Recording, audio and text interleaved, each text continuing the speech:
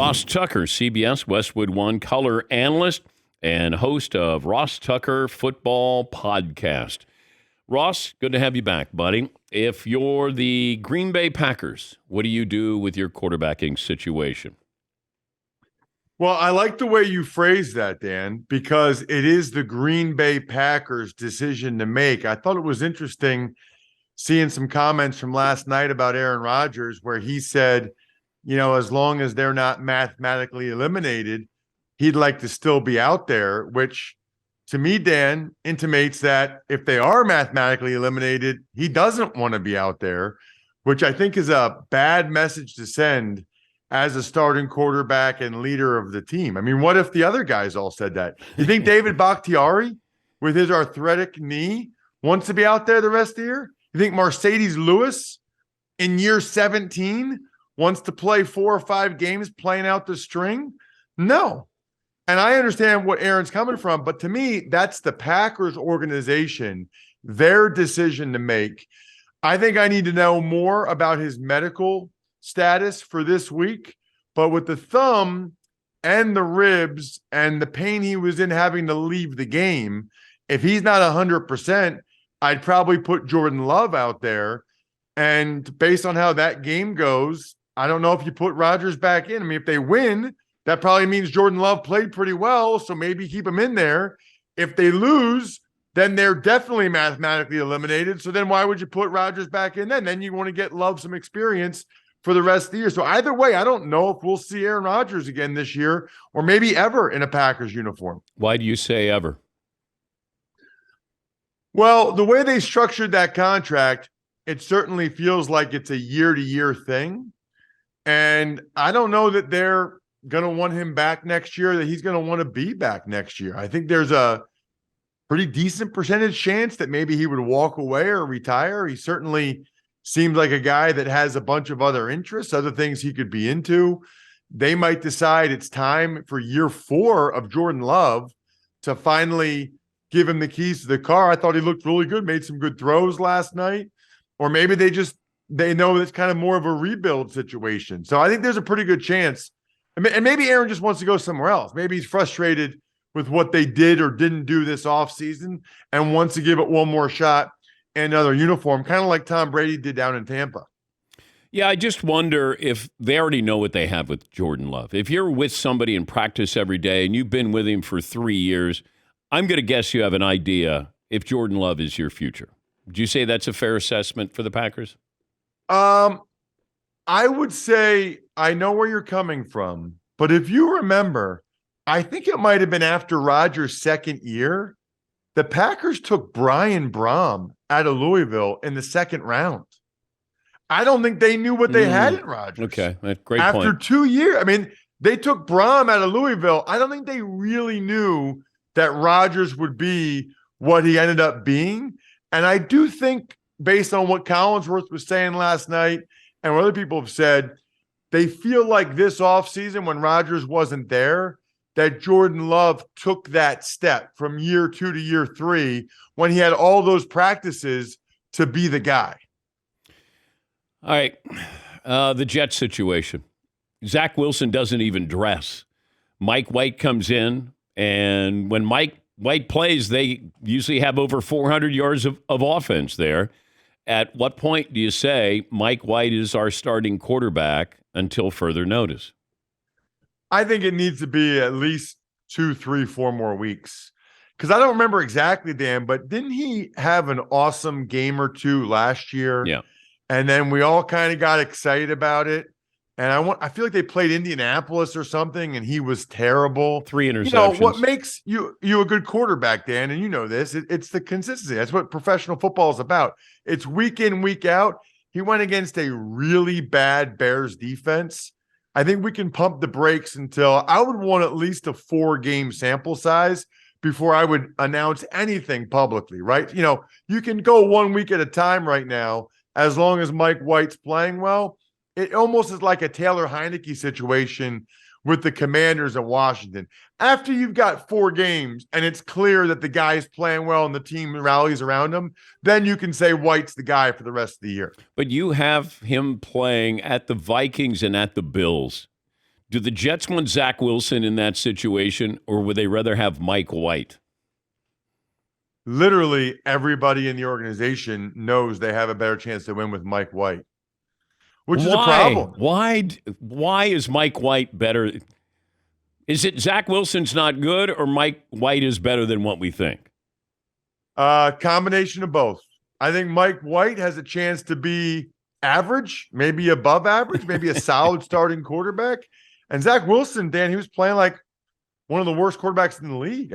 He was. I think he was 33rd in a league that has 32 starting quarterbacks. That's hard to do. Yeah, that's the problem, right? The Jets realized at some point, if we just get top 25 quarterback play, we can win these games. We just can't have the worst guy out there. We can't have a guy that's not. They had 2 yards, in the second half against the Patriots in Zach Wilson's last start. You did the Cowboys and the Giants game.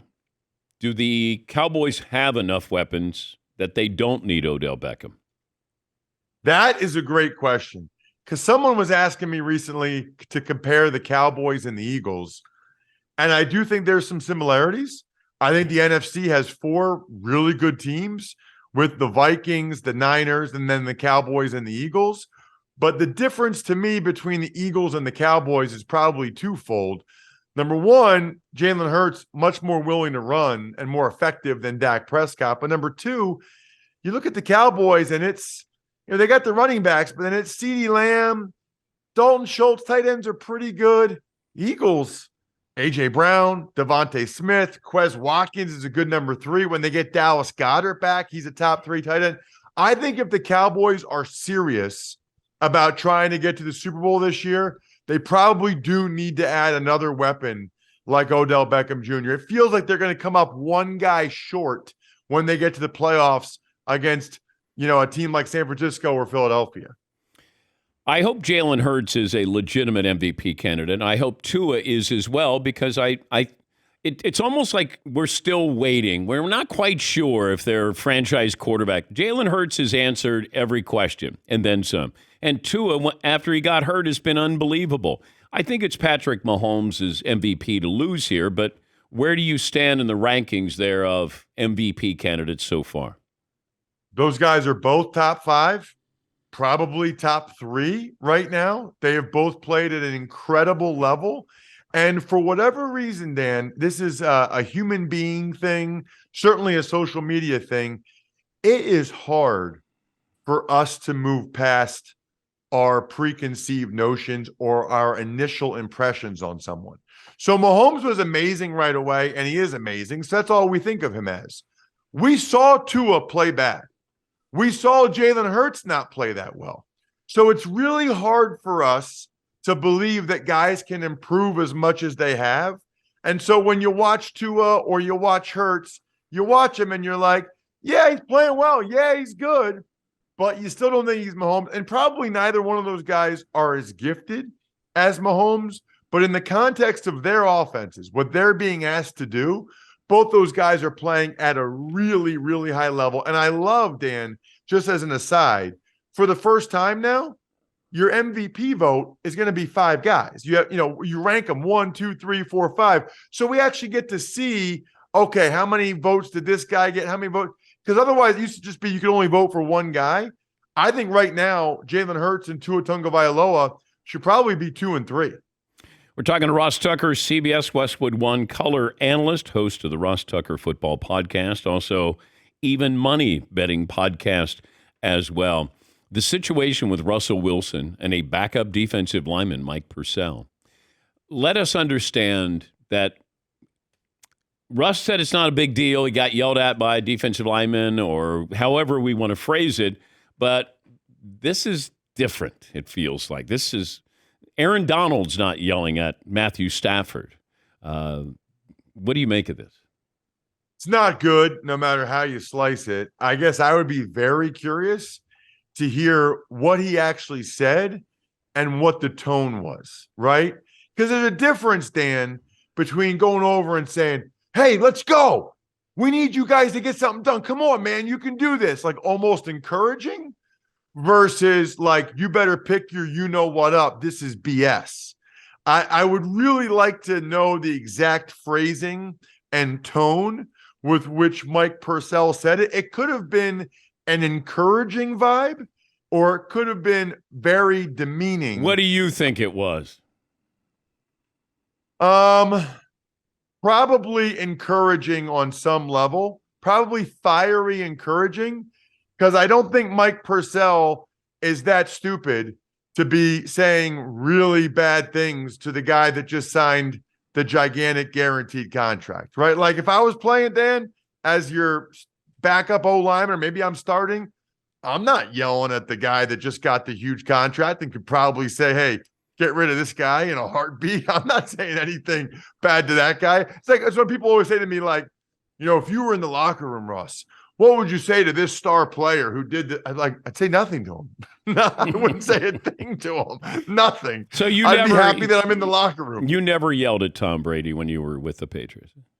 Definitely not. I don't think I ever yelled at any quarterback. No, I was never. And honestly, like, it is funny because guys know where their bread is buttered. I know offensive linemen that specifically wanted to buddy up with the starting quarterbacks because they knew those guys have a lot of influence with the coaches. So, no, I don't think – now, high school and college, I definitely did. But you get to the NFL and you realize those guys have a lot more clout than I do. Great to talk to you as always. Thank you, bud. Always. Shout out Chat Row. That's Ross Tucker, CBS Westwood One color analyst, host of the Ross Tucker Football Podcast.